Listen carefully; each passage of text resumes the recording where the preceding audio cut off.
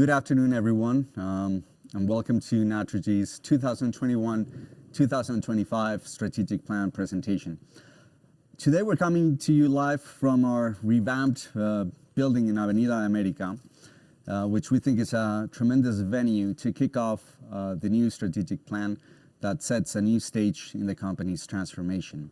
Now, I want to make sure we understand we've taken all the necessary measures and precautions in light of the COVID environment to ensure a safe environment and a safe place, and that's why all the people here in the table today are not wearing masks.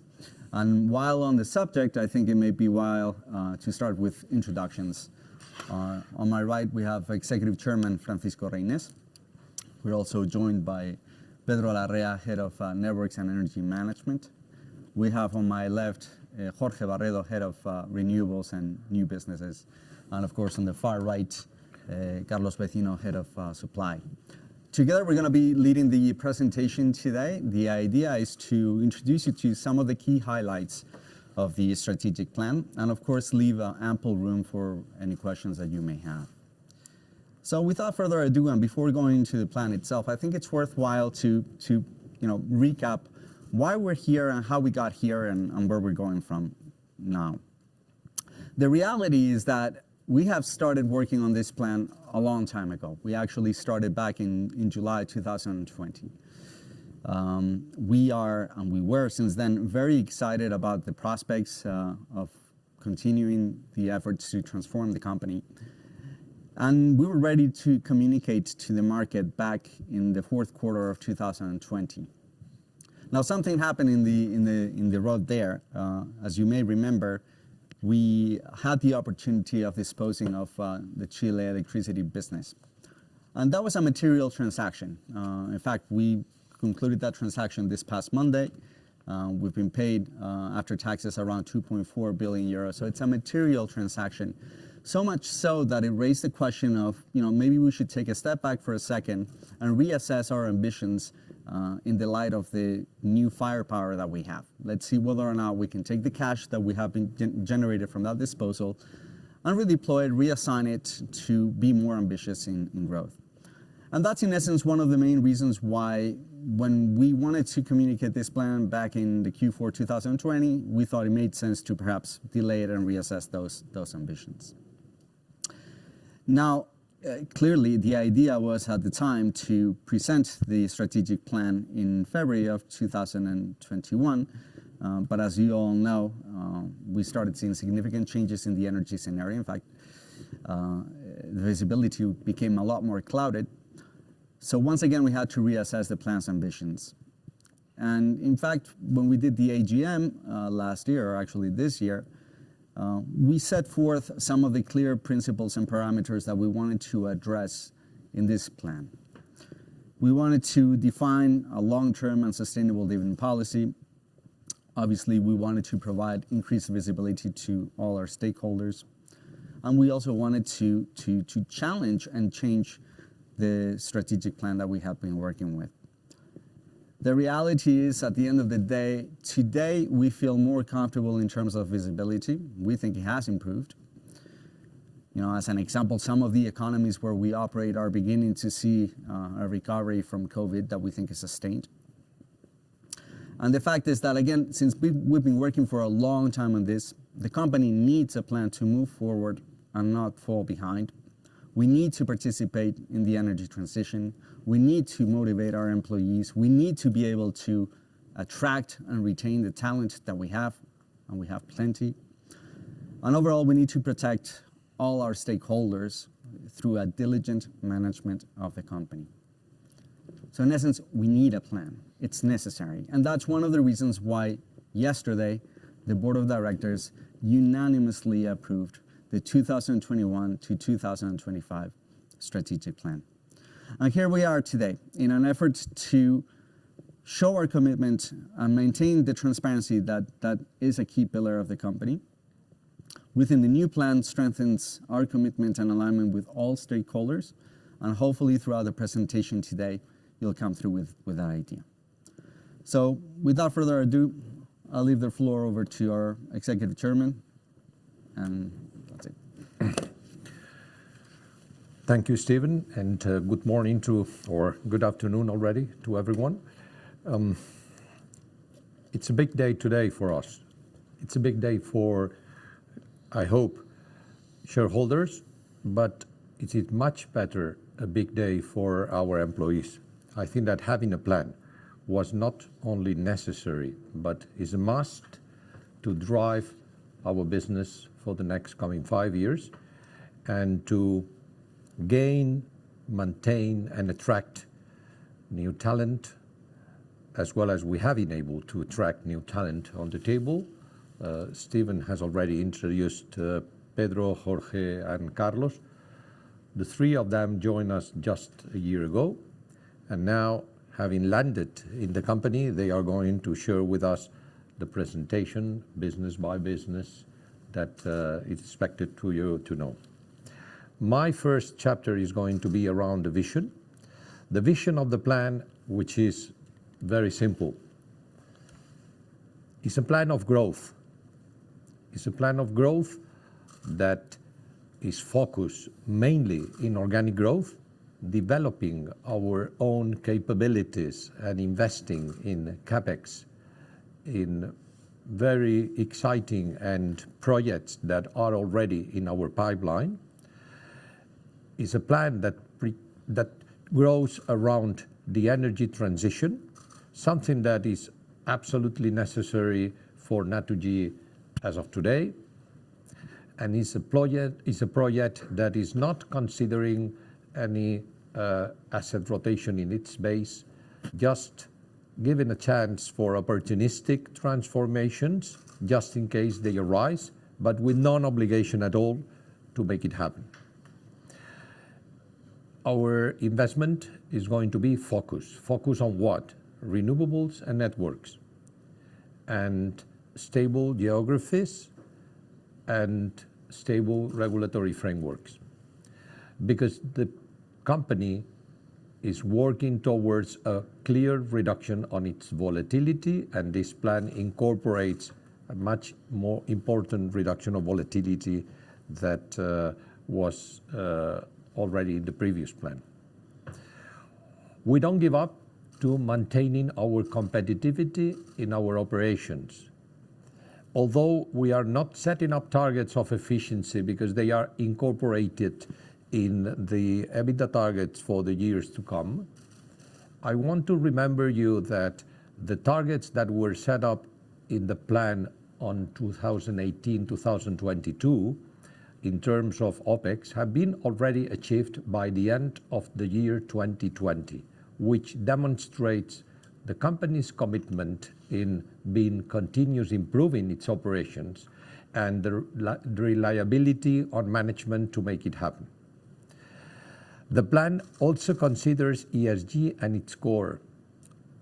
We cannot forget that ESG forms already part in any company which is committed to all its stakeholders.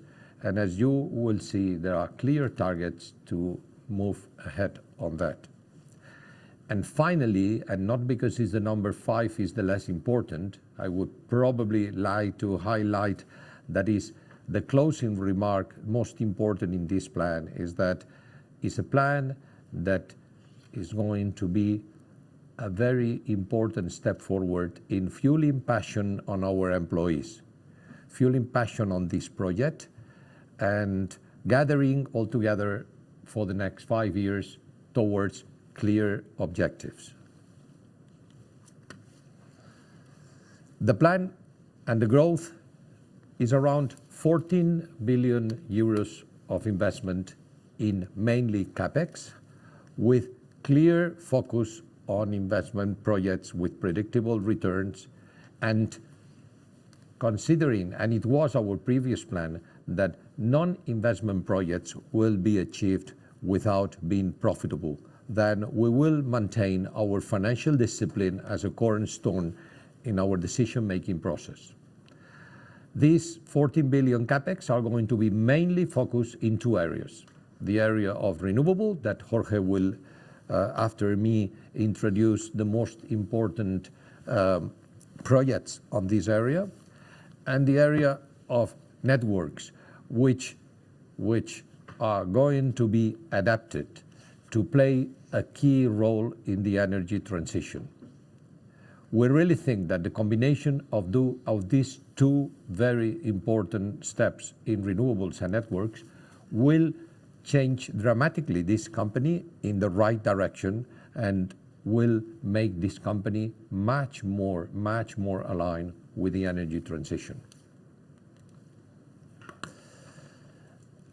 ESG forms part already on our heart, and it is clear that many targets have been already set up, and I would like to remember you that the board has decided to incorporate a Commission of Sustainability in the year 2020 in order to monitor and follow all different targets in the three areas that the Commission is focused on: environmental, social, and governance, and with a clear direction to be a net zero company by 2050, to achieve gender parity by 2030, and to incorporate ESG as part of the management compensation.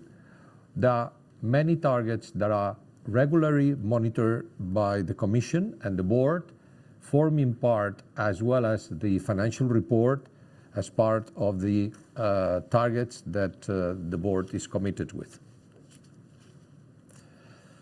I would like to hand now over the words to first Jorge, that will go inside the most important topics of the first part of the story, which is the business of renewable generation. Thank you, Jorge.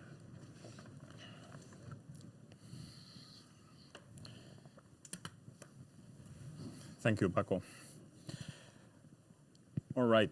So when I joined this company, it's more than a year ago. I mean, the first summer, it was summer 2021. We spent all the summer working in a very similar plan that this one.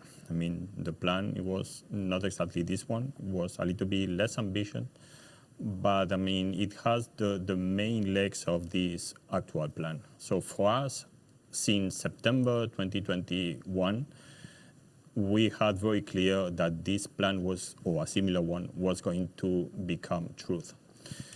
This is why we start working since the first moment. We start working, trying to increase the development, to push the people to make the development and to make delivery in the works that we had. So as a result of that, instead of having to jump from 4.6 to 14 gigawatts, we only have to jump from 7 to 14 gigawatts. It's still a very big change, but it's a little bit less. So we have already operational 516 megawatts. We have already under construction on the top of these 4.6 gigawatts, 700 megawatts, and we have made procurement for 235 megawatts. All in total represent jumping from these 4.6 to 7 gigawatts. For completing the other 7 gigawatts, I mean, we need to go region by region, okay? If we talk about Europe, for us, Europe represents 4.2 gigawatts for Spain and 1 gigawatt for Europe. In Europe, we are a little bit behind the schedule, and it is the region where we might do some, I mean, acceleration because we are a little bit behind the schedule. But for Spain, we have roughly 50% of our portfolio. We have a pipeline of 24.8 gigawatts, roughly 14.7 gigawatts represent what we have in Spain, with 3 gigawatts with interconnection and access to the net. It is our commitment to deliver 5 gigawatts of those, of the 24, for interconnection 2023, and 10 gigawatts for 2024. So for Spain, we will have our own pipeline available for building these 4.2 gigawatts within our schedule of 2025. We have already operational 29 megawatts and under works 228 megawatts in Spain. If we talk about Australia, Australia is the country where we have seen the biggest change, let's say, in the last year. I mean, when I joined the company has been developing in Australia projects since 2008. But the truth is that the PPAs only came in the last year. I mean, just by chance, the market accelerate and we succeed to sign 660 megawatts of PPAs. On the top of that, we have now under discussion. We are under discussion of another 250 megawatts on the top of that in an exclusivity period.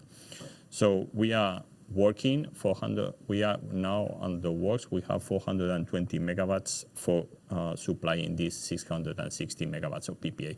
So Australia for us is a very big market where we have 3.6 gigawatts of development. All of them are wind. All of them have been developed by our team. We have to change a little bit. We have to increase the development of solar, and we are working on it to be capable to deliver also megawatts of wind for this plan.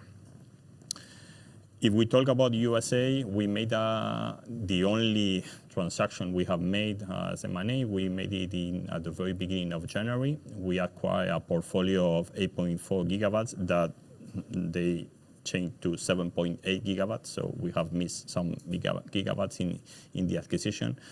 And these 7.8 gigawatts are what are backing up this commitment of deploying 1.2 gigawatts by the end of 2025.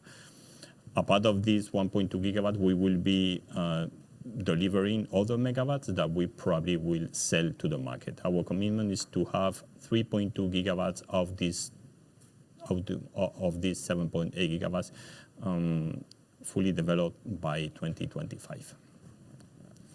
If we talk about Chile, Chile is a smaller market. We have a target of 700 megawatts.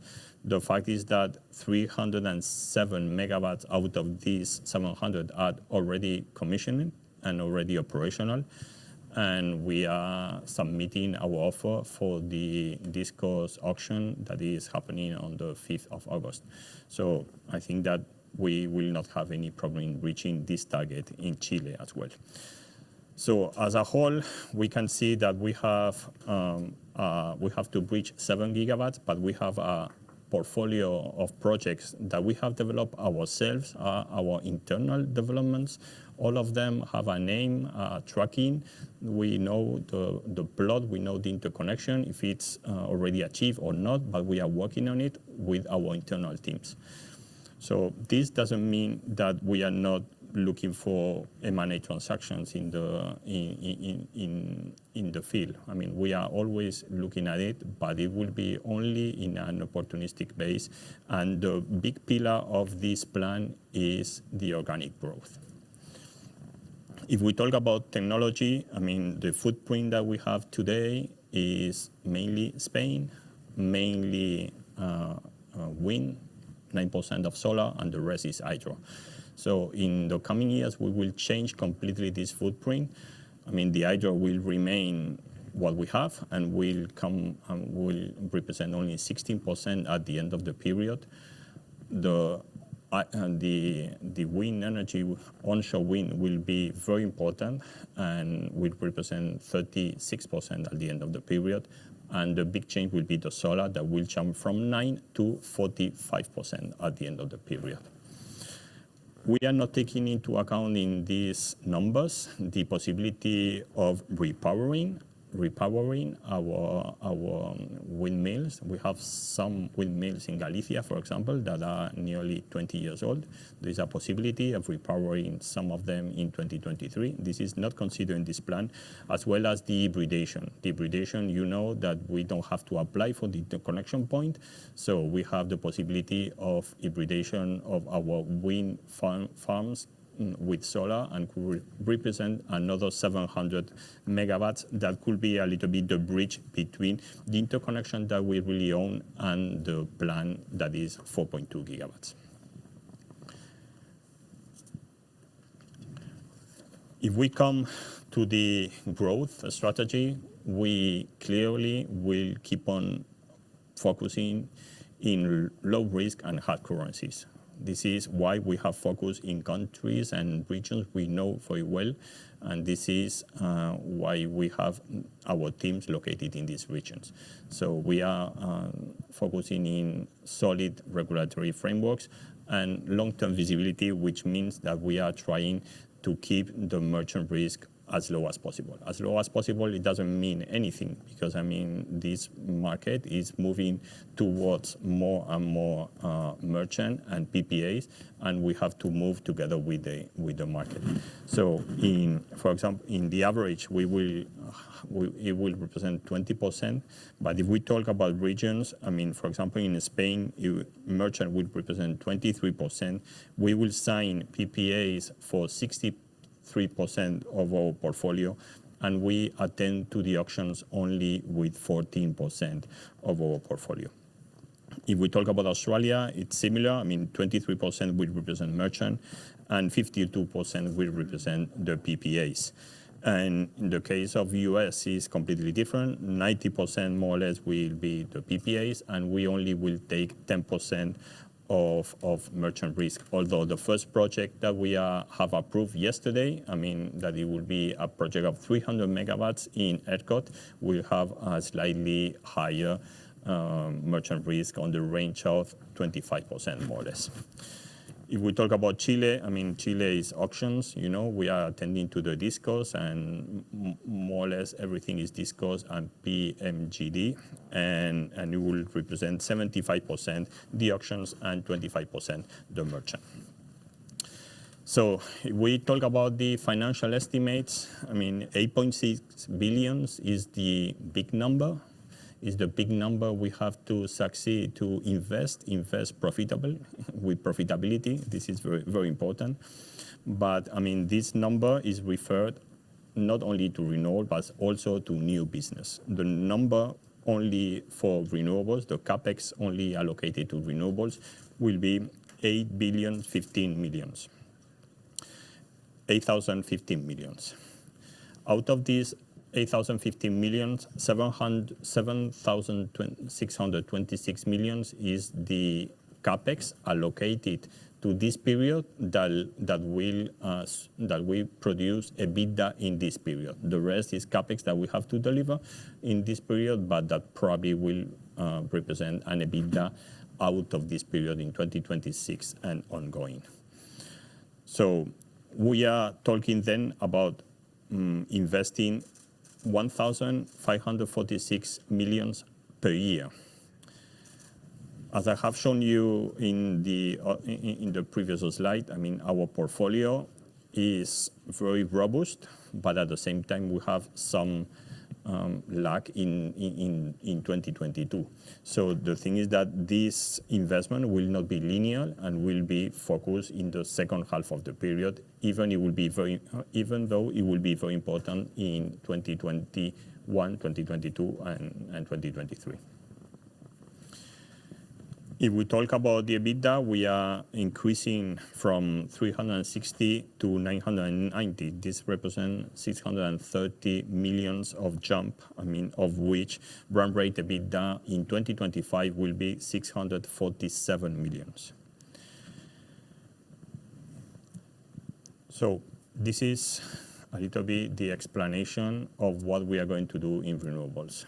But not everything will be electrical in this energy transition. We also have many things that cannot be electrified, and the bet of Naturgy is to be as relevant player in biogas and in hydrogen as we are in natural gas today. Here we are talking about the Naturgy of the next decade, but we have to work today for making it happen. So we are investing roughly 287 million in projects of biogas. We have 28 projects of biogas for making this change. We are investing. We are allocating 1/4 more or less of the requested we have made for the Green Deal for the next generation deal, we are allocated it to biogas and to hydrogen. And especially in biogas, our strategy is to be able to blend it with natural gas in our pipes, and to be able to sign PPAs of people that is looking for consuming this type of fuel. In hydrogen, we have 4 projects of hydrogen. The main 2 projects are located in La Robla and Meirama. Those projects are very important because they are located in locations where we used to have coal-fired power plants. So we are really making a change in this region. We have changed and dismounted the coal-fired plants, and we're installing what is the future of the energy, hydrogen power plants that will be supplied by windmills and by solar power plants. It is very important to be located there because this make possible for these projects to reach the subsidies linked to the energy transition, of the coal, and on the top of that, to be able to reach the subsidies linked to the next generation of the European Union. Our project of La Robla has been selected as important project of Common Europe of Europe for its interest. So it is one of the few projects of hydrogen that has been chosen, and we have a strong commitment in delivering this project. So I think that this represents what we are looking forward to deliver in these 5 years. We have a fully committed team of very professional and very passionate, and we will work as hard as possible to deliver this plan for the company. I pass it to Pedro.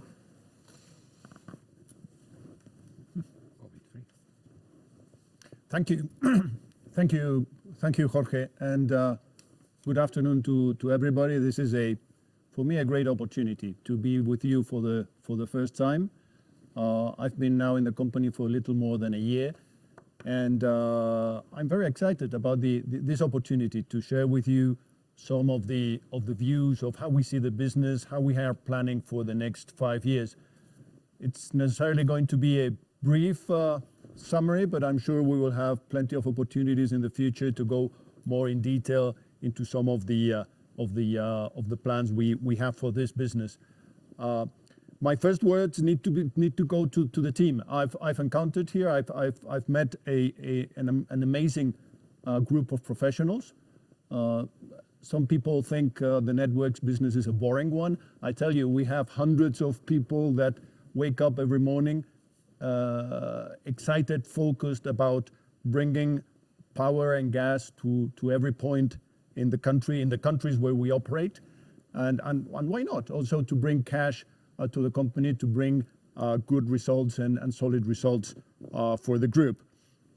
So we are starting really as a networks business from a leading position both in terms of the networks we operate. We are leading network operator in Spain, in Mexico, in Brazil, in Chile, in Panama, with a total of 16 million customers all around the world.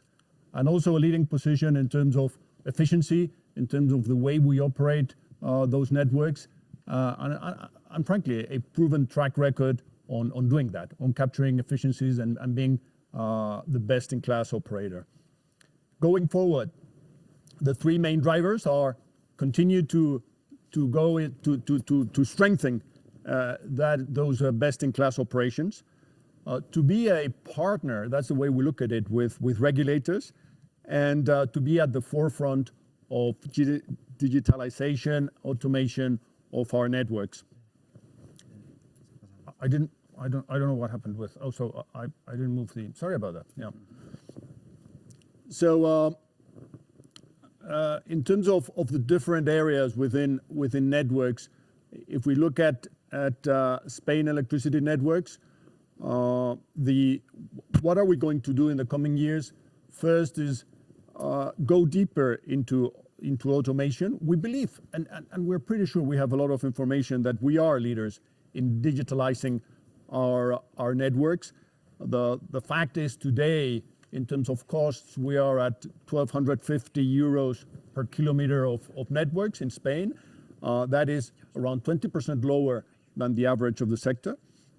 With all the initiatives we are having, we will improve those ratios by still 25% going forward, and we will be below 1,000 euros per kilometer in 2025. But it's not only about efficiency. We believe that there's growth in electricity networks in Spain. The fact is, the government itself has announced the need of 23 billion euros of electricity distribution networks investment.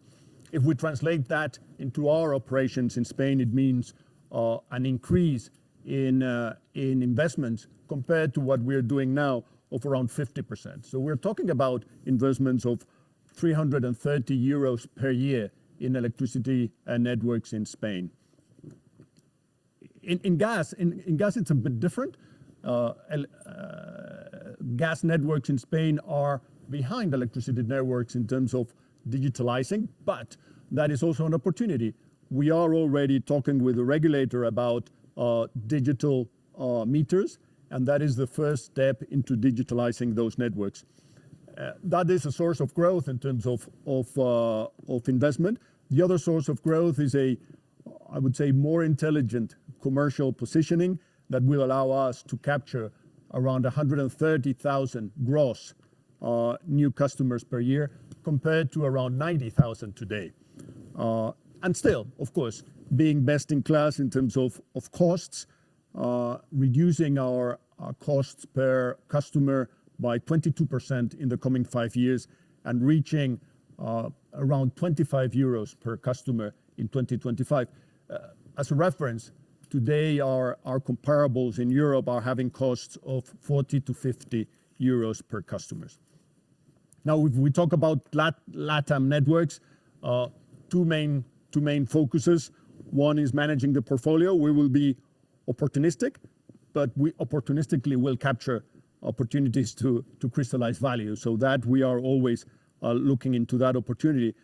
But we still have profitable operations. We have operations that are generating cash, that are paying dividends to the group. And what we will do is to maintain that operational discipline and also the financial discipline. So we will focus on of course, safety and maintenance capex, and additional capex will be closely scrutinized to make sure that it yields the necessary returns. All in all of that I've explained will allow for a growth in terms of EBITDA of 2% per annum, adding 260 million euros of EBITDA in the coming 5 years. And that despite the fact that you very well know we have a significant regulatory impact in our gas distribution networks in the coming 5 years that is going to subtract 100 million euros from our remuneration in that business. And in terms of capex, it's a total of more than 4 billion euros. We apparently are doing the same as we have been doing in the past few years. The fact is we are shifting, reshuffling a bit those amounts, so focusing more in electricity networks in Spain, and of course in digitalizing all our networks around the world, rather than just adding pipes or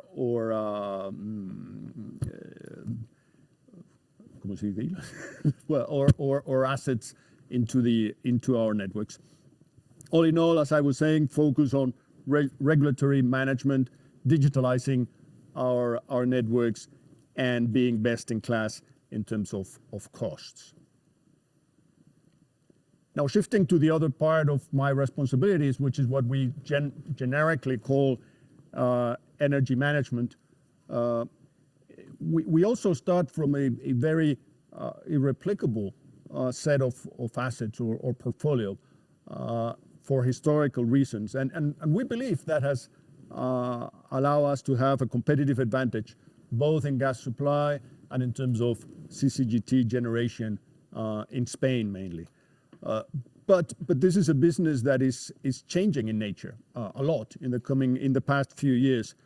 First, because of a commoditization of the business, and second, because of added volatility that we have experienced very dramatically in the past few months. So we are aware of the need to reshape our portfolio. In the area that we call markets and procurement, the first idea is about downsizing, and downsizing not just for the sake of it, but because that is the way of aligning our needs in terms of gas procurement with our customer base. And in that way, with that alignment, reducing risk in the business. To give you an idea, in 2018, we were having gas procurement commitments for around 200 terawatt hours per year. In 2025, we will be around 130 terawatt hours per year. And we have already made progress. You're aware of our developments, I think very exceptionally important developments in Egypt. We have also renegotiated contracts in Algeria and in some other locations and continue to do so. And of course, the other part, probably less visible but very important, is not only reducing the size, but reviewing those contracts and aligning them with market conditions. When we look at international LNG, the first priority is to manage our commodity exposure, reducing volatility, increasing predictability. And in the past few months, we have taken advantage of how the market has evolved to close that exposure or to reduce that exposure in favorable market conditions. But we are also downsizing. So in 2018, we were having LNG portfolio around the world of around 150 terawatt hours. Our aim for 2025 is to reduce it to around 100 terawatt hours. And we don't rule out also in this area opportunities to extract value if they come forward. When we look at generation, which is the other part of our wholesale activity of what we call energy management, in Spain, we believe that the CCGTs play a key role in being a backup for the electricity system, and even more so when we have an addition of renewable energy in the system. The fact is the government itself, when you look at their energy and climate plan for 2030, they are planning for the same amount of CCGTs in the system as we have today. So those CCGTs are needed. And as a consequence, we already know that the government, the CNMC today, issued a report backing the initiatives of the government for capacity payments. So we believe that is going to happen, and we are actively working with the regulator to make it happen as soon as possible. On the operational side, very exciting initiatives in terms of automation, of remote operation of CCGTs. We believe we are going to be at the forefront in some technological developments. And last but not least, also in LATAM, in Mexico mainly, generation. We, of course, are continuously working in increasing cost efficiency. More importantly, we are also working on optimizing our commercial approach, mainly for that energy that is, of course, above the PPA commitments. And we also are looking at potential opportunities to crystallize value in this portfolio. So, of course, in the case of energy management, unlike networks where we have a stable, solid, established platform for cash flow generation, here in energy management, the focus is about reducing risk in the portfolio and, frankly, to a large extent, downsizing the business. When you look at EBITDA, the fact is EBITDA is, yes, going down 4% per annum, but you need to take into account that 240 million euros of 2020 EBITDA is coming from EMPL, the Europe-Maghreb pipeline.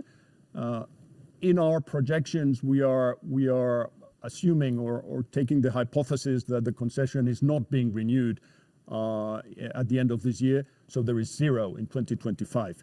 Of course, we're working on with our partners in that development, in that asset, to try to renew the concession, to find solutions for that concession, but we are being prudent in our approach for the financial projections. So there is upside if we finally do get a solution to that asset. And in terms of CapEx, 90% of CapEx going forward is actually maintenance CapEx and development CapEx for our CCGTs. When you look at the past few years, they are very much biased by the fact that there is an investment of 380 million euros in 2018 linked to the time charters into tankers. So that 310 that you see of average annual in the past 3 years, again, is biased by that fact. So all in all, as I was saying here about reducing risk and downsizing our portfolio. Now I lend the floor to Carlos. Thank you, Pedro. I'm not very original. I also joined the company 1 year ago, like Pedro and Jorge, and also I was very impressed with what I found here. A motivated team, a lot of experience, a lot of capabilities, and most importantly, the market opportunity. I didn't expect such a huge opportunity as we are facing today. Today, in the supply business, we bring a growth plan. We have an 80% increase in EBITDA, and it's very challenging. It's a huge growth, but we think that it's feasible. And we think that it's feasible because the market opportunity is there, and also because Naturgy has the assets to make it happen. Going to the opportunity in the market, now the energy transition is a reality, and this is dramatically changing the needs and the expectation of our customers. Customers are expecting different things from us, increasing the weight of the services, also the transition, and higher expectation coming from other industries. Now they are expecting that we deliver the services in real time, in an easy and smooth way. What are our assets in order to make through this opportunity? First, we have a brand which is a clean brand without any legacies. Second, we have an extensive field service operation partnerships with more than 1,200 people there in the field, which are now key for this opportunity. And we think that these are key assets for having an advantage against new entrants and other competitors. The guiding principles of our plan are clearly the same guiding principles as the overall plan, with the 5 pillars, 5 strategic pillars that mentioned back at the very beginning, but I would like to outline 3 of them. First is growth. Obviously, this is a growth plan, and with this growth plan, we need to take every growth opportunity in the market. Second, which is key in order to have a best-in-class operation, is simplifications. We need, and our customers are asking for it, to simplify the life of our customers. But this goes beyond that, because we will simplify the life of our customers, of our partners, and also of our employees, making easier and smoother operations. And third, which is something that is common also along all over the plan, which is the digital transformation. But in our case, we will move all of our operation into a digital platform. In order to make this happen, we have prepared a plan with a lot of action lines around 3 main programs, which is boost competitiveness. We need to be competitive at every level.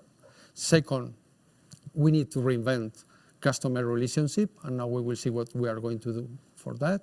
And third, supporting all of the business to speed up, to accelerate the digital transformation.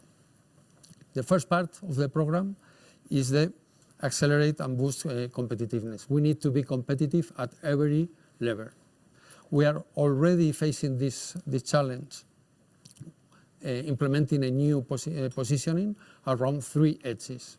2 of them, which are key, are, let's say, hygienic in order to compete in the market.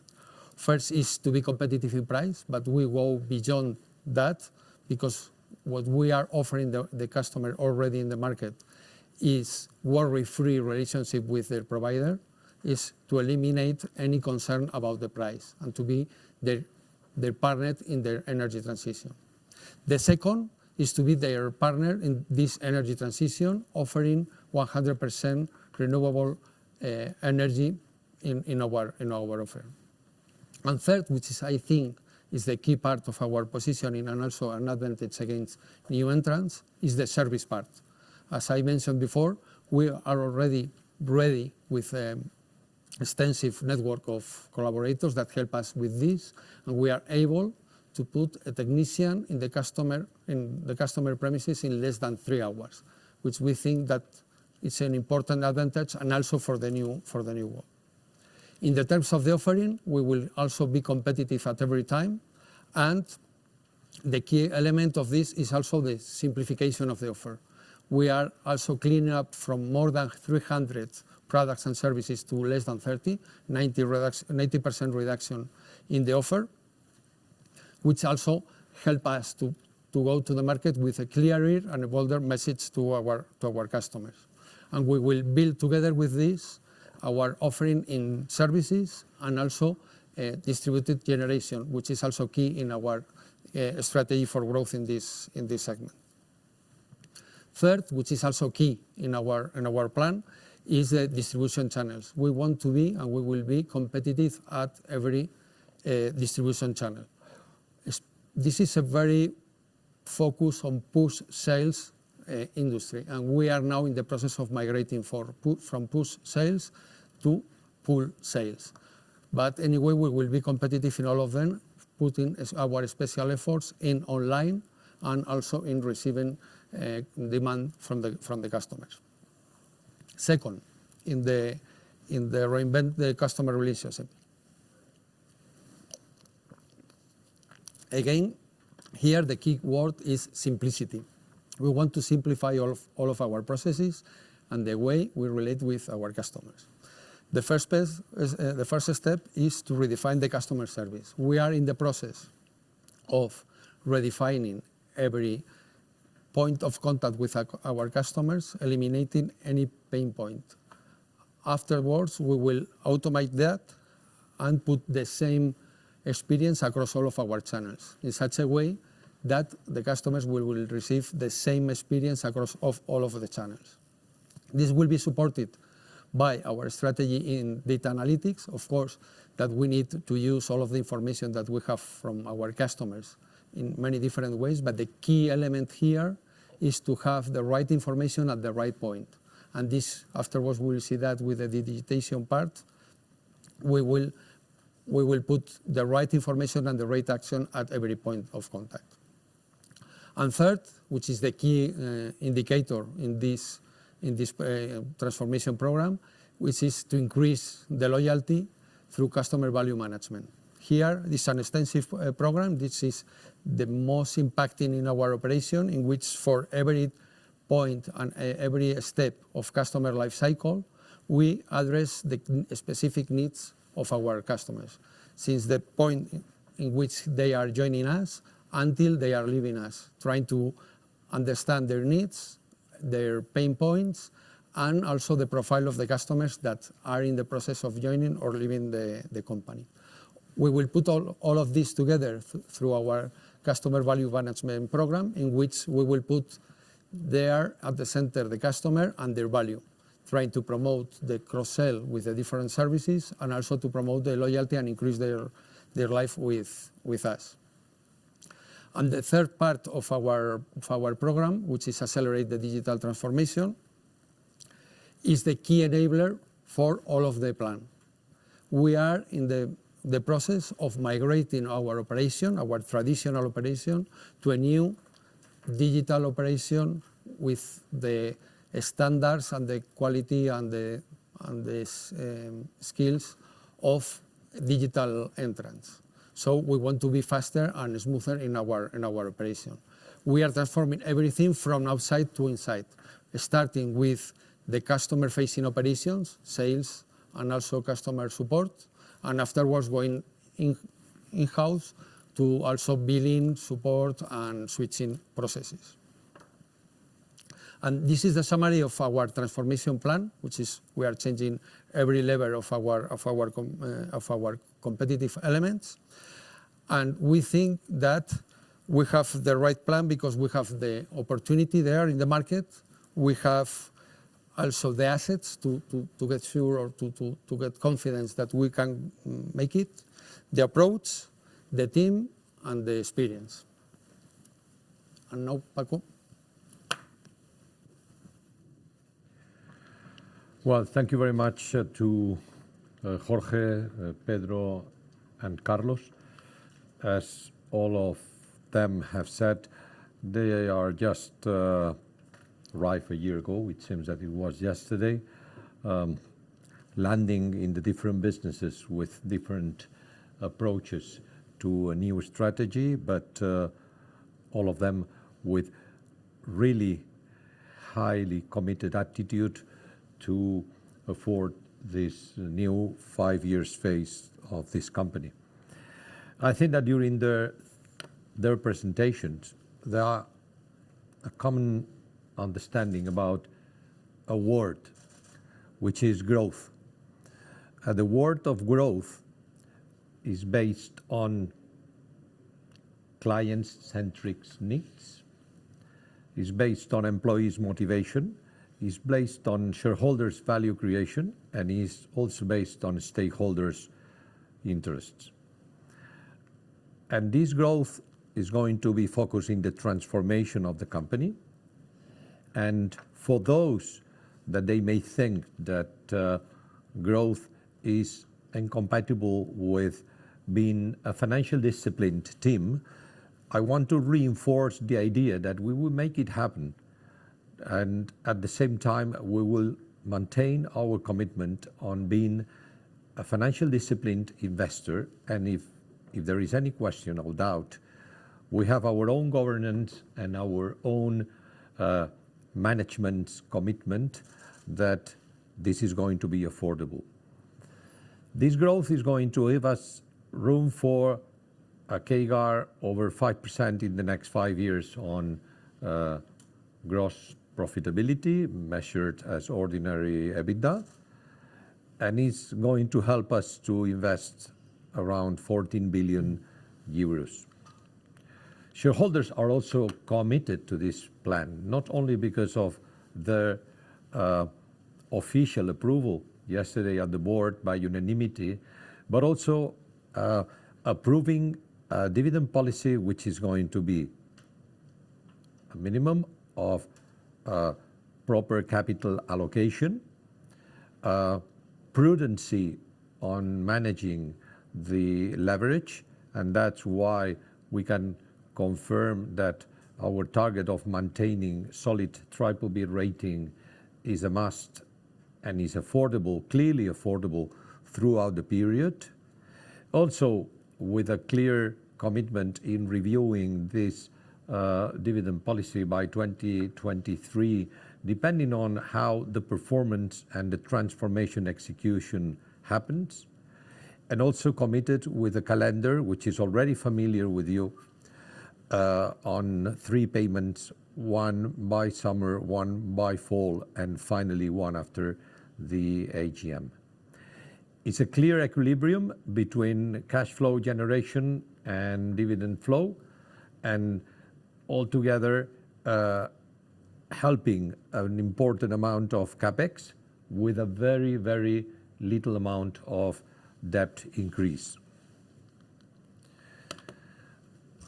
To summarize, I would like to say a few words on what it has been said. Number 1 is ordinary EBITDA, 4.8 billion by 2025.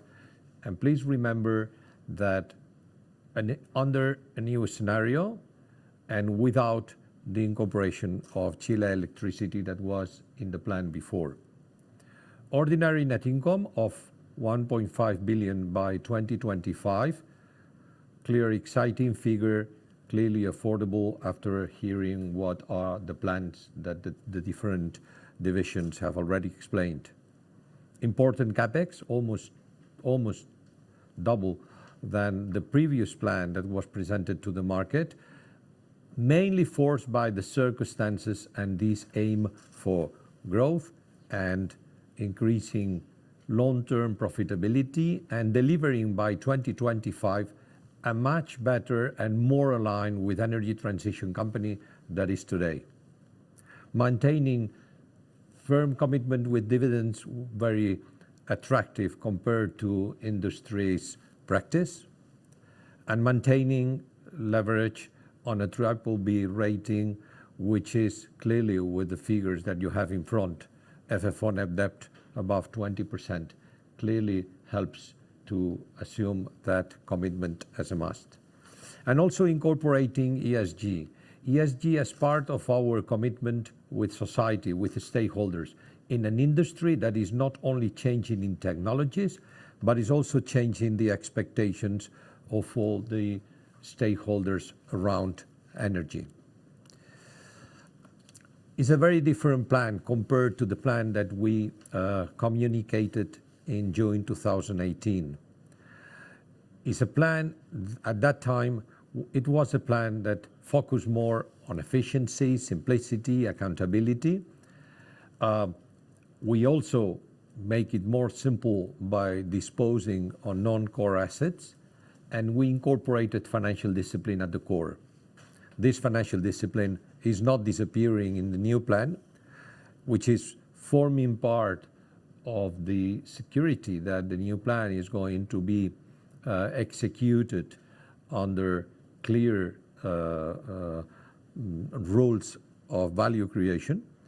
But you need to consider that during these last 3 years, we have faced important changes in the environment. Changes that have been affecting the energy scenario, the economic outlook, and also a clear acceleration in all public opinion leaders and governments that energy transition must run faster.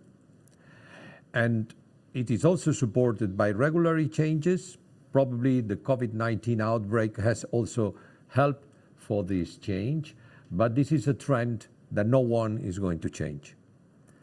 The company is answering to that opportunity with a plan which has a clear focus on investment, which is not given up to any opportunistic asset rotation, but is not forming part of these targets, and which is incorporating stakeholders at the core. I would like just to finish, before entering into the Q&A session, that this is a plan for growth, to accelerate Naturgy's transformation, and we'll do it rebalancing our capital allocation, and this rebalance is going to help us to deliver to you by 2025 a much better, a much more valuable, and a much more aligned company for the opportunities of the future. Thank you very much for you to attending that part of the presentation, and I hand it over to Stephen, who is going to conduct the Q&A part. All right, thank you, Paco, and thank you all the speakers here today. I think interesting plan, exciting plan, and happy to answer and address any questions that you may have right now. So let's open up the line together with Abel for any questions.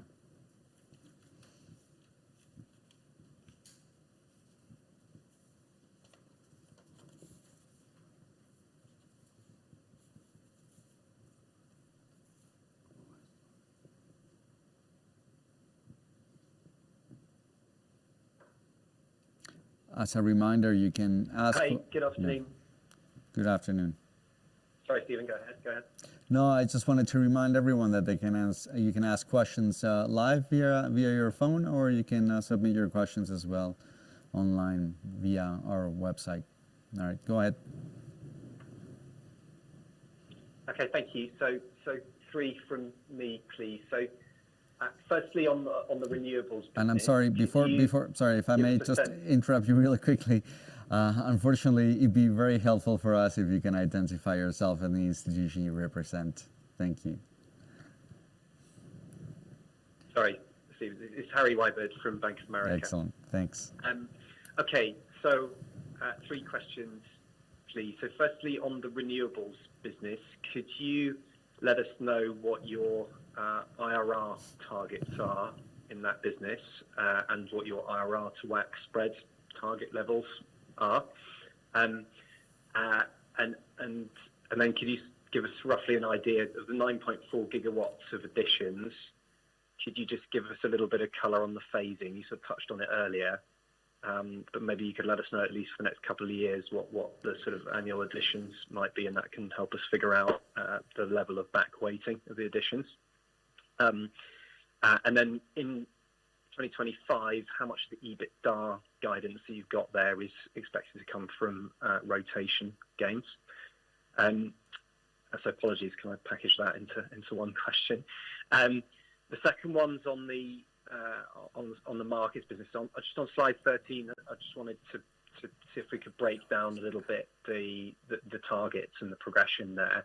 So you mentioned that you're assuming 0 for EMPL, so that's I think it's 240 million euros worth of decline is from EMPL. But of the remaining movements, how much is coming from scenario, i.e. gas prices, and how much is coming from the actual management actions you mentioned you were taking, so the changes in volumes or the wind down in volumes? And then finally, just on the supply business, I'm interested to see such a big increase there, and I guess it's a long history of companies promising big upticks in supply and services EBITDA. I just wondered if there's maybe a bit of a more tangible subtext to this. Are you targeting a lot of cost reductions in this part of the business, and is that a big driver here? Or maybe perhaps some of the sort of margins that historically sat in the markets and procurement business, are they now going to sit in supply? Just seems like a very big increase on 300 million of EBITDA increase on just 0.7 billion of capex. I just wonder if you could give us a little bit more of a sort of tangible idea of how that's going to be delivered. Thank you. Thank you. I think that we are going to help you on these different questions, sharing the answers among the team. I just wanted to reinforce one idea that I think that I said it during my presentation, but I want to reinforce this idea to answer your first question on targets, on returns. I may understand that investing such a large amount of 14 billion, it may incorporate certain degree of risk by relaxing our golden rules for investments. I want to be clear with all of you, because our plan is based on mainly inorganic growth. It helps us to maintain a level of profitability and targets of minimum profitability across the plan. It would not be the case if we will pretend to increase our capacity by investing inorganically. But our plan is mainly, as has explained Jorge, based on organic growth. And organic growth depends more on us than on the market. Having said that, we have set up a minimum 10% on average as a return on equity of all the investment package that we are planning to incorporate in the pipeline of our projects during the years 21 to 25. And this is not only an assumption, but it's a confirmation after having studied all the projects that are on the way. Having said that, and hopefully to clarify not only to you, but to the rest of the audience, I think that most of the details may be incorporated by Jorge. Yeah, okay. This is our commitment to give an average return on 10% IRR for the global portfolio that we are delivering. In terms of the speed of doing that, I mean, this year we will be supplying a little bit less than 1 gigawatt. In 2022, we will be in the range of 1.2, 1.3, and accelerating in 2023 to nearly 2 gigawatts and ongoing for meeting these 14 gigawatts. On procurements? Yes, and on your question on energy management and the breakdown, maybe start very basic numbers. EBITDA in 2020, as I was mentioning, almost through 240 million euros was EMPL. Then we had little more than 300 million euros EBITDA belonging to thermal generation, Mexico plus, well, LATAM plus Spain, and the rest, which was somewhere around 30 million euros, was the addition of LNG and the part that we call procurement and markets. As I was mentioning, of course, EMPL is out of the picture in 2025. Not that we rule it out, but we see it more as an upside opportunity rather than an estimation or a hypothesis. Thermal generation, we see some increase with, of course, the hypothesis that there will be a capacity payments implemented in Spain. Now, when you look at LNG and procurement, and I bundle both together because sometimes there's even some shifts in between one and another. Part of the issue, of course, is 2020 only 30 million euros, but the energy scenario was actually much worse than that, and some of the hedging we had been doing before 2020 added a lot of results to that number in 2020. Going forward, we're talking about an increase in the number in LNG plus procurement to arrive to somewhere around 120 million euros. That is our estimation in the 2021-2025 strategic plan. How much of that is energy scenario? How much of that is the winding out or the downsizing of the business is frankly a breakdown I don't have with me. We can look at the analysis and come back to you. And I think there was a question for Carlos. Sorry. Yeah. The third one regarding our improvement in terms of EBITDA. We in our program and our project, we are increasing the three levels that you mentioned because we are improving efficiency. The cost to serve per contract is reduced along this period according to our plan and thanks to the digital transformation in the 20%. So 20% less cost per contract in terms of cost to serve. The energy that we deliver to our customers, that we sell to our customers, is increasing this plan by 26%, and the rest of the growth comes from margin and services and an increase of sales of other elements to our customers. And regarding how feasible this could be, it's to shift our gross adds market shares in the terms of retail, because in terms of industrial market it's more difficult to measure like that, is to have a gross adds market share in the range of 15 to 16% along the periods, which is something that we think that it's challenging but quite feasible.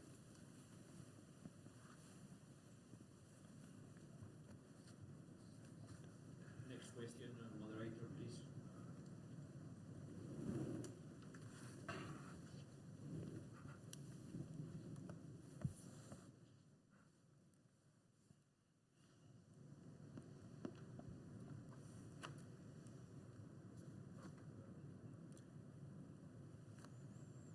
¿Qué pasa? No funciona.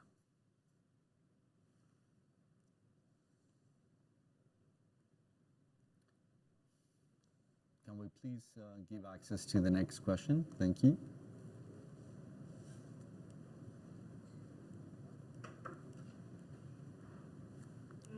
From Alberto Gandolfi of Goldman Sachs. Your line is open. Please go ahead. Yeah, thank you. Thanks for taking my question. It's Alberto Gandolfi, Goldman Sachs. Thanks, Stephen and management, and good to see you again, Pedro. Three on my side. The first one is, again, trying to assess here a bit the execution on renewables, which is probably the biggest driver here to think about in terms of growth. Can you tell us maybe what comfort can you give us that you've been sizing up the organization to deliver within a couple of years 2 gigawatts? Did I get it right that at the moment you have broadly 2.4 gigawatt either under construction or secured, i.e. ready to build, how much more do you expect to reach the ready to build status in the next, say, 12 months? So I'm just trying to see, any risk of so quickly reaching 2 gigawatt in a couple of years, which is clearly doable, but trying to assess how that is possible. Second question is, I guess actually what Harry was trying to do as a follow-up here. I was trying to understand more on an EV IRR, what is your target, or maybe you think in terms of EBITDA over capex. Those 8 billion that contribute to assets, until 25, how much should we expect? I don't know, 10%, 9%, 12%, or maybe you think in terms of EV IRR as well. And the last one, which was supposed to be supplied, but you answered really clearly. Questions here on the assumptions on the plan. Can I ask you if I can do my numbers, but I want to hear from you if you don't mind. In your plan, if you were to keep commodities at the current levels, where would you land in terms of EBITDA in 2025 and net income? And just as a very quick addendum to that, have you already factored in by any chance anything for the carbon clawback in Spain? Thank you so much.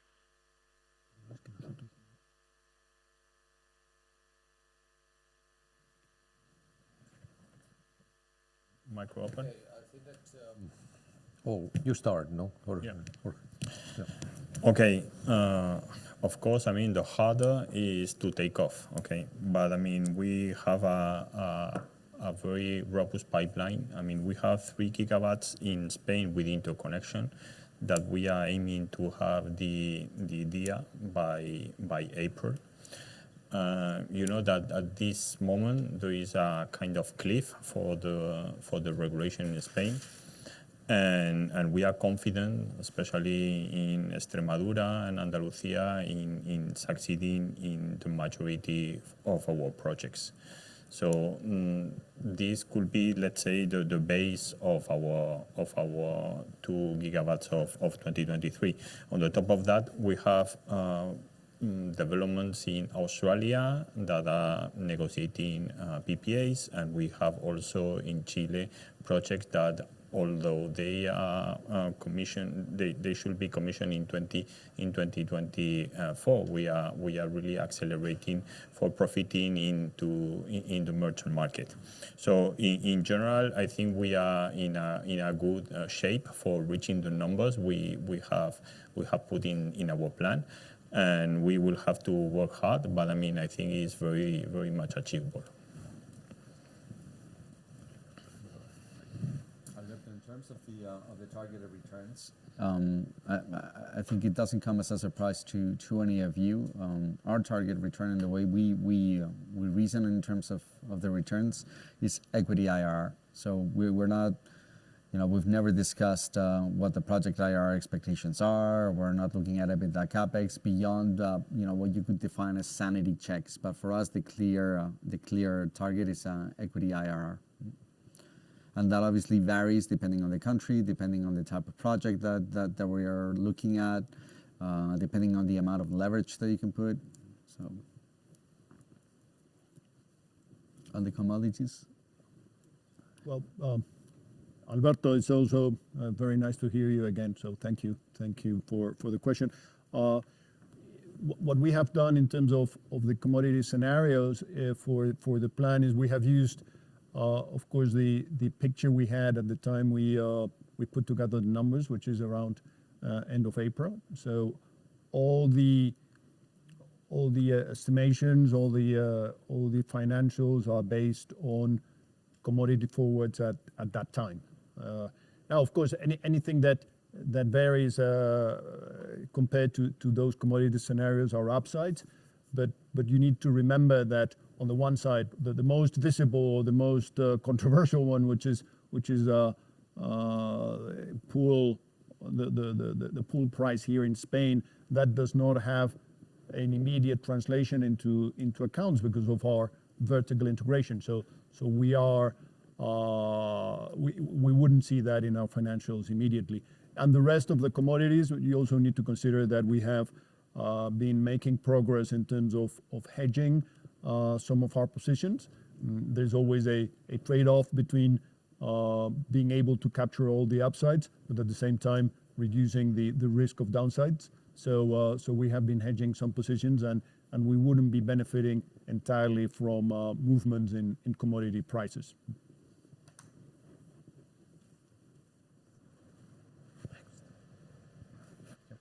So next question, please.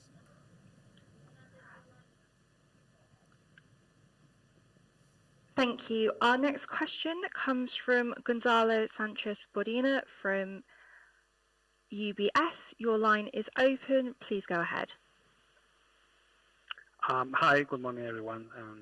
It's Gonzalo Sanchez-Bodina from UBS here. Thank you for taking my questions. I have three, if I may. First one would be two clarifications on the renewables, actually. The first one is on the, you point out that you expect to have about 20% exposure to merchant prices in renewables by 2025. And I just wanted to confirm, is that related to the Spanish portfolio, or are you assuming a certain amount of merchant exposure in other markets as well? And the second clarification is on the Chilean pipeline. If I understood correctly, you have 0.7 gigawatts of pipeline in Chile, and you're assuming they are fully added to the portfolio by 2025. And I was wondering if there is a particular reason for which you are that sure about the 100% execution on the pipeline, or is there is something else that I'm missing there? And then a couple more questions. One is on, and we have been hearing during the presentation quite a lot on efficiency gains in some of the businesses. I was wondering whether you could guide to any sort of restructuring or capture costs during this period that I'm assuming is not reflecting any of the numbers presented, or if you expect any sort of large restructuring costs during the next few years, or if after the ones that have been booked already during this year and previous years, it should come all kind of naturally without any relevant capture costs there. And then the third one would be, if I may ask on the EMPL situation, I'd like to understand a little bit more what is the process looking like. I mean, I hear you are assuming this as an upside, but probably I would appreciate if you could provide a little bit more color on what the process is in terms of negotiation. So I'm assuming there is a kind of a negotiation between you and Morocco and Algeria at the moment, and if that doesn't come to an actual conclusion, there would be maybe a tendering, and then you could participate in that tender again, or any views that you have on how the process works would be very helpful. Thank you. Thank you. I mean, I'm going to answer the first two questions. Okay. So regarding our exposure to merchant, I mean, the average is 20%, but if we split it by market, I mean, in Spain, we will have 23%. In Australia, also 23%. In USA, on average, lower, we will be in terms of 10, 11%. And in Chile, we will be in 25%. Okay. And regarding your Chilean question, I mean, we have effectively a portfolio, I mean, a pipeline of 0.7 gigawatt, but this 0.7 gigawatt only have to serve to half of this 0.7 as a target, because we have already operational since February 307 megawatts, and we have already on the works another 52 megawatts. Okay, so we are really over half of the total target already either operational or under construction.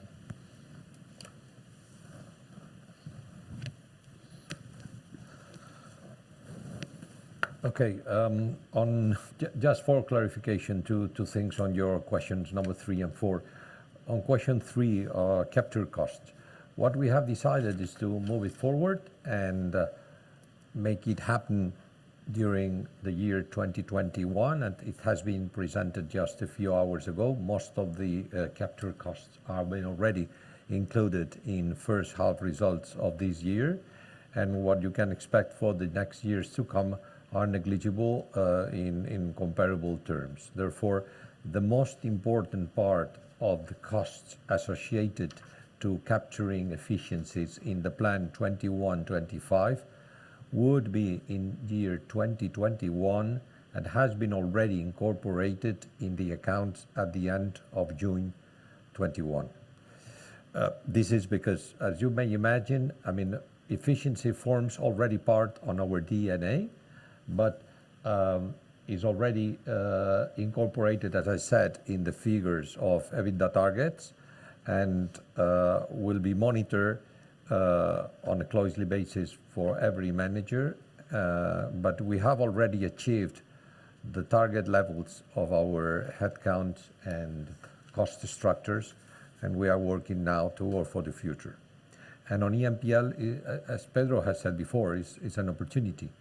I mean, as an opportunity, we are working, trying to trying to get extension, but as a prudent managers, we have not incorporated any upside in the figures that you have seen. If there would be any, you will be promptly informed on what we can achieve and what we have closed with the Moroccans. Just to build on the efficiencies, in line with there was a question about that in today's results conference call earlier this morning, and you may recall that we mentioned there are roughly speaking, around 300 million euros of capture costs linked to the efficiencies that, as the chairman has mentioned, we've brought forward right now. There's still a little bit of a tail in year 2021, of roughly around 100 million euros. And then the amount that is left moving forward, again, because of that, moving forward, all the efficiencies is negligible. There's still going to be some numbers there, certainly below 100 million euros.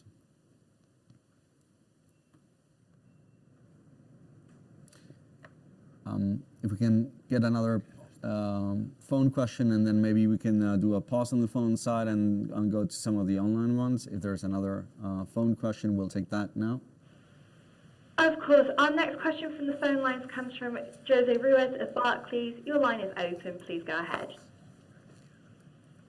Yeah, good morning, everyone, and thanks for taking my questions. The first one is regarding the EBITDA for renewables. So if I divide by the number of megawatts, I come to a very low number of 71,000. Can you provide, and I'm assuming that some of the capacity that you're adding in the last year will not be generating EBITDA, but can you provide a normalized EBITDA per megawatt figure for renewables in this plan? The second one is, you're talking about 400 million euros capture cost this year, but can you quantify what is the OPEX reduction derived from that capture cost? And the third one, if you can highlight if there has been any changes in the remuneration of the management. Thank you very much. Okay, thank you for your question. I mean, the capex that is allocated for the EBITDA within the period is 7,626 millions. Okay, and this corresponds to a run rate EBITDA of 647 millions. So this gives you a capex EBITDA number of 11.78, which referring to the market, very mature market where we are, and very mature technologies that we are, and taking into account we are doing our own pipeline, we think is a very, very decent number. Okay.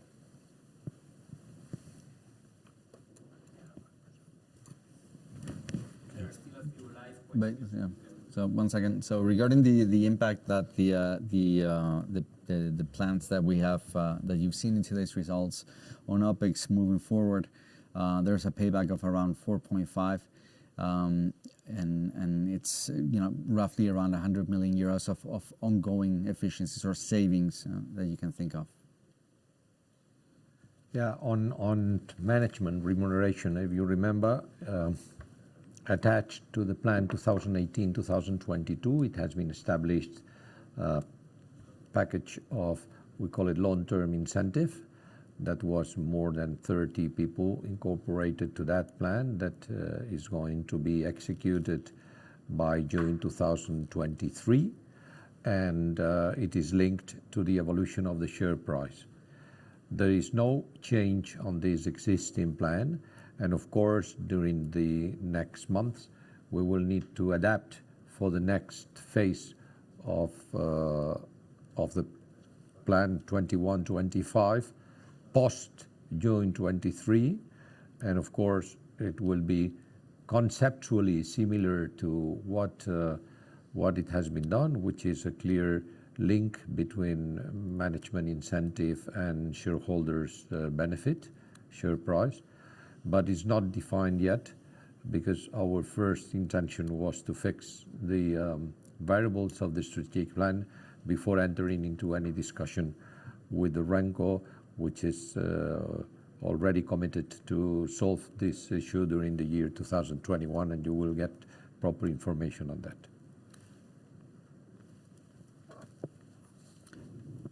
There are still a few number of questions coming live, so let's go ahead. Okay, so let's take the next live question. Received a question from Lillian Stark of Morgan Stanley. Your line is open. Please continue. Hi, thank you for taking my questions. I just have two questions. The first one is if you could share within the networks business that you talk about smart meters, especially in gas, just to understand what are the regulators' comments around how could this be compensated over time? And also on the second question I had was on the supply business, if you could detail what is the customer growth that you're implying in your expectations, both either, particularly on electricity, but also if you haven't aggregated with gas, that's fine. Yes, and on smart meters in the gas business in Spain, there is already a regulation out there, not from the energy regulator, but from the metering regulator in Spain, which belongs more to the industry ministry, that we are required to change aged meters. So that is going to happen in the next 8 years is the limit they have established. What we're doing now with the energy regulator is saying, well, let's take the opportunity of rather than changing old conventional meters with new conventional meters, let's use for the replacement, let's use digital meters. And we have been with that discussion now for a few months. We think we are at a place in which the regulator is convinced that we need to take that opportunity. And as we speak, we are now discussing what would be remuneration for those meters. But of course, I mean, if they come up with something that does not properly remunerate the digital meters, then this digital change would not happen. But we think we have made a lot of progress, and we are at a place in which the regulator, both CNMC and the ministry, are understanding the need to go digital, and we are fine-tuning what would be the remuneration. Allow me not to disclose the numbers we are discussing, because of course it's still a negotiation ongoing. The supply, and the supply, you were asking about the customer growth. The customer growth is 13% in terms of contracts. We are moving from 10.7 million to 12.1, which is an increase of 1.4 million. And the split of services, industrial, residential, as the gas and electricity, I don't have the details specific in each part, but I will be happy to share it with you afterwards.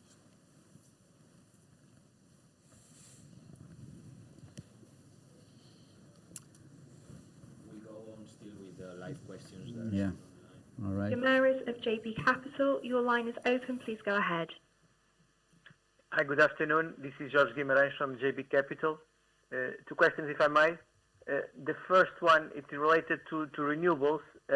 Is it possible to provide us with an indication of the capex per megawatt you are considering on your estimate for wind and for solar PV?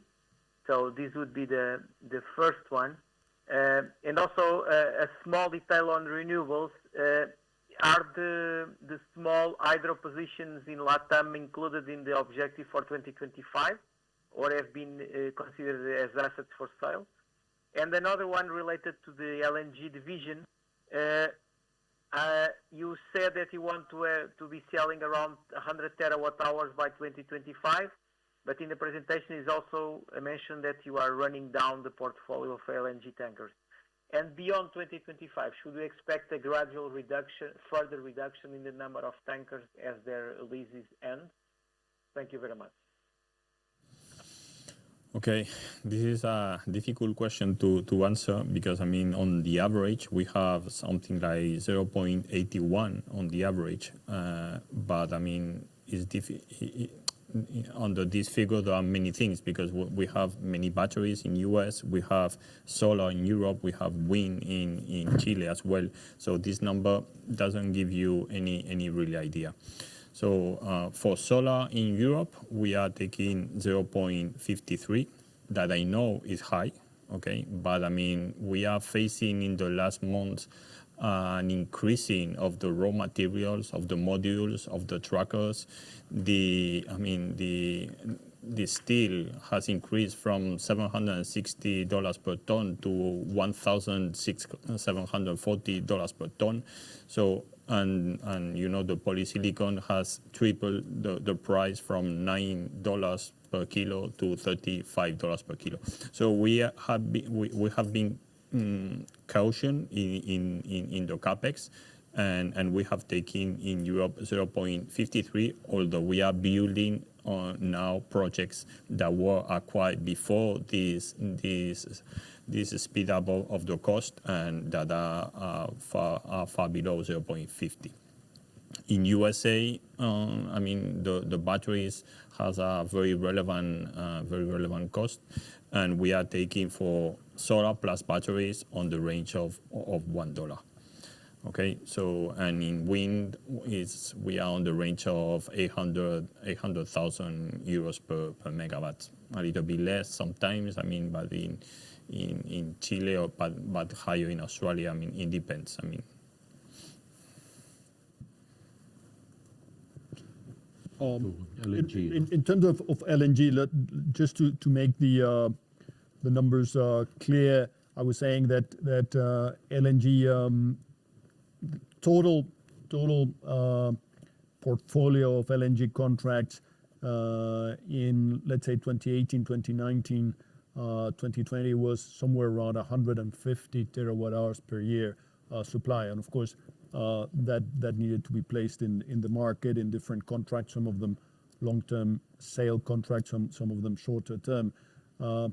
When we look at the evolution of our existing contracts, we will end in 2025 with basically the US contracts. That is the bulk of where we will be in 2025, plus some other, mainly and that depends on whether we consider it part of the LNG business or not, but mostly the Oman contract.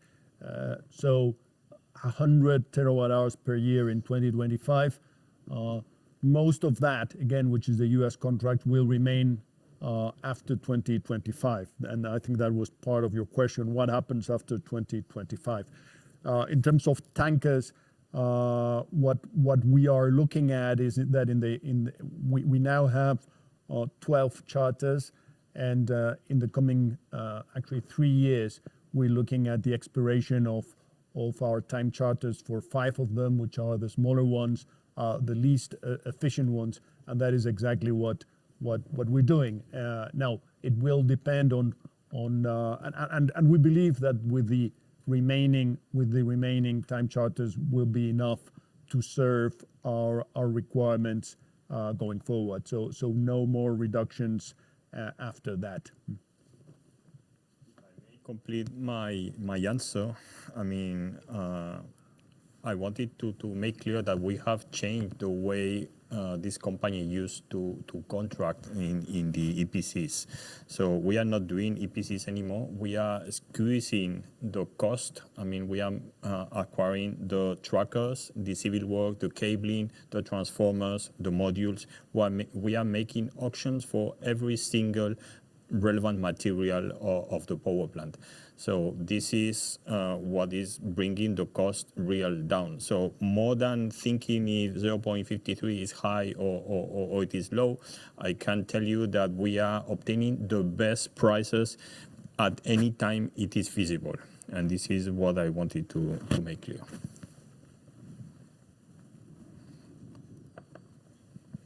All right, I think we have one last question left, and then We do. Our final question comes from Javier Garrido of JP Morgan. Your line is open. Please go ahead. Good afternoon. This is Javier Garrido from JP Morgan.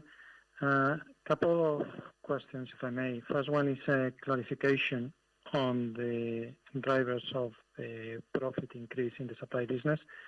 If I understood correctly, the second driver was a 26% reduction in the cost to purchase energy.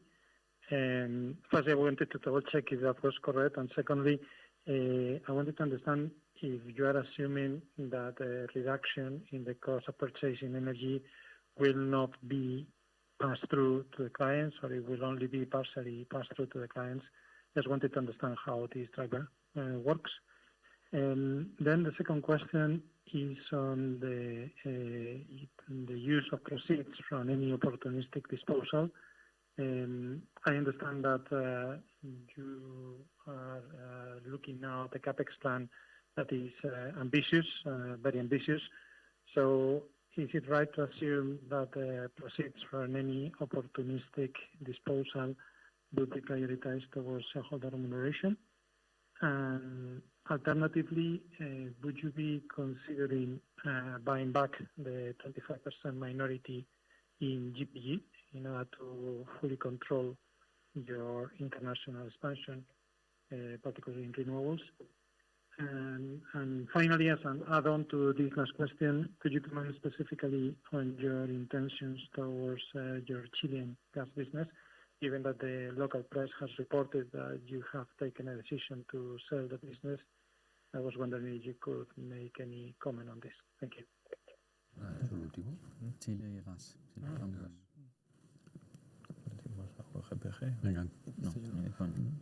So I start. Sorry, because I probably didn't explain properly myself. The 26% reduction is not in terms of energy, it's in terms of operational cost to serve. It's the total cost to serve our customers divided by contract moves from 7.5 euros to 6 euros along the period. And this is the increase in efficiency that I was mentioning. I was not expecting to keep a reduction in terms of cost of energy directly to the P&L.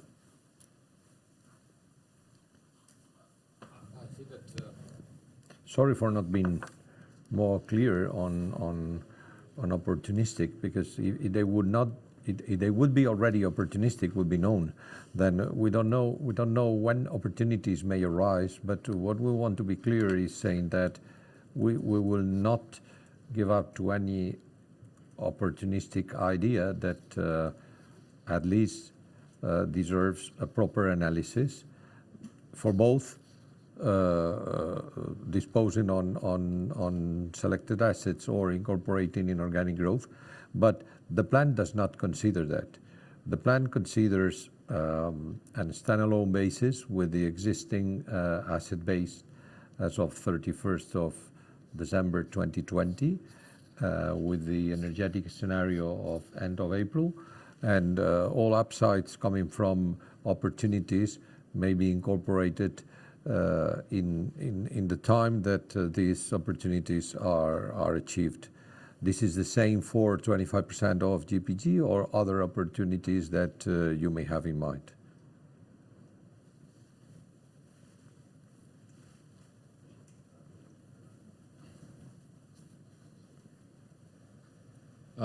Thank you. I think this finalizes all the live questions that we have received. So we're now going to proceed to other questions that have been received via email.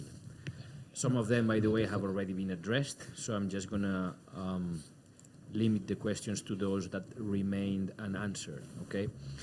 The first question is around asset rotation and whether or not there are any specific regions which we deem more suitable for asset rotation or not. To be consistent, again, to be consistent with the focus that we have set, any rotation, and when I'm saying rotation, means plus and minus, means investment and disposal, that may incorporate more visibility, more predictability, and less volatility, it is going to be positive as an upside for this plan. And the attitude is to be open for that. The analysis is going to be addressed depending on every case, and more or less volatility may come from the nature of the business and or the regulatory framework or Forex. Great, thank you. There's another question relating to gas distribution networks. And in light of the regulatory framework that started this year and lasts until 2025, the question is, what are our CapEx views or ambitions for the following years for this particular business? Yes, thank you. And I think I may have been misunderstood. Well, we're looking at this business as a potential for growth going forward, and in two ways, as I was saying. One is from CapEx, and we believe there is a very significant effort that needs to be made for digitalizing the whole network, and then there's another one which won't take a lot of CapEx, but we think is a source of growth, which is improving our commercial effectiveness, and we are putting a lot of intelligence and systems and processes into it, which is being able to capture profitable growth from new customers. So growing our business through capturing profitable new customers. I mentioned the number. We are now, as we speak, capturing somewhere around 90,000 gross new customers per year. We are aiming to increase that to 130,000 per year. That doesn't mean a lot of CapEx, but as I was saying, we do intend to increase our CapEx in this business. The remuneration change is really a step change. It means that they have reduced our remuneration, but it doesn't mean that the incentives for growth have been reduced. They are where they used to be, and we're just being much more disciplined in the way we allocate that growth. The case of digital meters is a very specific one that will require a very specific remuneration scheme. The rest, in terms of capturing customers, it's about being able to be much more effective in capturing profitable customers. Thank you, Pedro. Very clear. There one last question on renewables. I think most of this has been addressed already, but just in case, if Jorge could give us a view on what are the sort of costs that we are expecting from wind energy and solar energy in terms of new projects. And also, if you could give an indication on how much of the current CapEx, of the 8.7 billion CapEx, is already locked in, whether that being in equipment or other related costs. Okay. Okay. In terms of production cost, I mean, as I said, I mean, we are not taking a very aggressive view on the market. We are taking a caution view. We are seeing some reduction, especially for solar after starting in second half Q2. Where we are seeing a reduction on the range of, I mean, coming back a little bit what the prices were before the summer 2021. So on the range of I mean, 18 to 20 cents for the modules. On the wind, I mean, we are seeing a reduction, but I mean, it's more linked to the efficiency of the different machines than anything else. I mean, there's a huge increase in the cost of steel that is also impacting the windmills, and we are seeing it a little bit reducing by the end of 2022. The other question was how much of the envisioned capex, or do we have visibility as far as how much it is elements that locked have in? been already locked in, or I mean, it is very difficult to lock. I mean, anything that is 2 years ahead or something like that. I mean, a year and a half ahead, 2 years ahead in the U.S. market.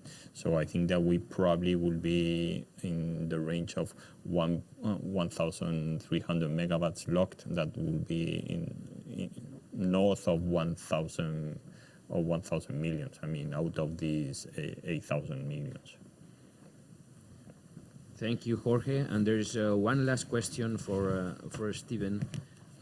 In terms of financing, whether are we considering any issuance of hybrid bonds, or what are our financing views so as to keep the commitment with the BBB ratings or leverage targets, and what are our views in that respect?